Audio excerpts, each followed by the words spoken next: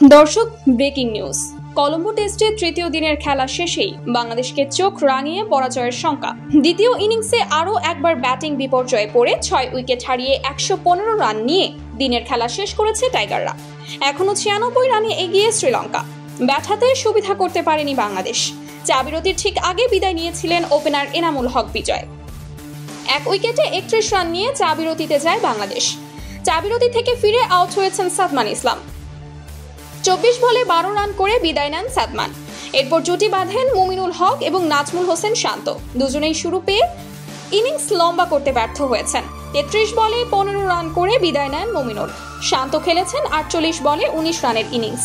দলের 63 রানের মাথাতে বিদায় নেন মুমিনুল। শান্ত ফিরেছেন দলীয় 70 রানের মাথায়। এরপর লড়াই চালিয়েছেন মুশফিকুর রহিম এবং লিটন দাস। ভালোই এগোচ্ছিল দুজনের জুটি। ভালো শুরুর পর ইনিংস লম্বা করতে ব্যর্থ হয়েছেন মুশফিকও। শেষ বিকেলে 53 বলে 26 রানের ইনিংস খেলে বিদায় নেন মুশফিকুর রহিম। শেষ দিকে লিটনের সাথে যোগ দিয়েছেন মেহেদী হাসান মিরাজ। বেশিক্ষণ টেকেনি মিরাজও। 16 বলে 11 রান করে দিনের শেষ বলে আউট হয়েছেন টেস্ট দলের সহ অধিনায়ক। 6 উইকেটে 115 রান নিয়ে দিনের খেলা শেষ করেছে বাংলাদেশ।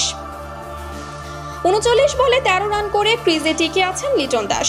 ম্যাচে এখনও 96 রানে এগিয়ে লঙ্কানরা।